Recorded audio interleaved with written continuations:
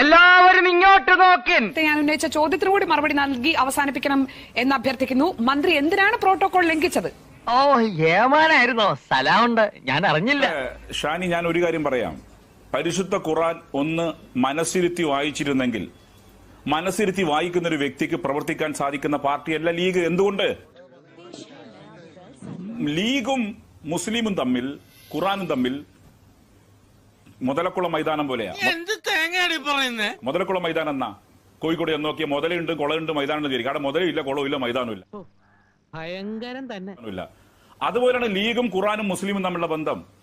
ഇവർക്ക് മുസ്ലിമിനോടും ബന്ധമില്ല, ഖുർആനോടും കമ്മിറ്റ്മെന്റ് ഇല്ല. ഇവരുടെ കച്ചവടം മാത്രമാണ്. ചെറുക്കൻ കീടേക്ക് തിമിർത്ത് കാലക്ക്. സ്ത്രീകൾക്ക് ഏറ്റവും കൂടുതൽ പരിരക്ഷ കൊടുക്കുന്ന മതം ഇസ്ലാമാണ്. അതിലൊരു തർക്കമാർക്കും വേണ്ട. സ്ത്രീകൾക്ക് ഏറ്റവും കൂടുതൽ പരിരക്ഷ കൊടുക്കുന്ന ഇസ്ലാം എന്ന മതം ഒരു മതവും സ്ത്രീകൾക്ക് പരിരക്ഷ കൊടുക്കുന്നില്ല. ഇനി ഇവിടെ നിന്നാൽ എന്റെ പണി പോവും. ഇവിടെ മാത്രമല്ല, പരിരക്ഷയല്ല മതങ്ങൾ നൽകേണ്ടത്, തുല്യതയും അധികാരവുമാണ്. ശ്രീ ഷംസീർ,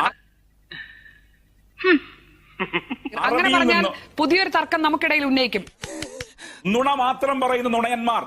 ഇവിടെ ഭൂമിയിൽ നീ നുണ പറയാൻ പാടില്ല എന്ന് പഠിപ്പിക്കുന്ന മതം അതാണ് ഇസ്ലാം. തല പോയാലും നീ കളവ് പറയാൻ പാടില്ല. അപ്പോൾ മന്ത്രിക്ക് ഖുർആനെ പറ്റി പറയാൻ അവകാശമുണ്ടോ ഷംസീർ? എന്താ ഉറക്കം വരുന്നത്? ആവർത്തിച്ചുകൊണ്ടിരിക്കുന്ന കാര്യം നുണ മാത്രമാണ്. മന്ത്രി കെ ടി ജലീലിന് അദ്ദേഹം അല്പം നുണ പറയുന്നതിൽ തെറ്റില്ല എന്ന് പറയുന്നത് നിങ്ങൾക്ക് ഖുർആനെ കുറിച്ച് പറയാൻ അവകാശമുണ്ടോ? ഇത് വടി കൊടുത്ത് അടി വാങ്ങുന്ന പരിപാടിയാണല്ലോ ബാബു.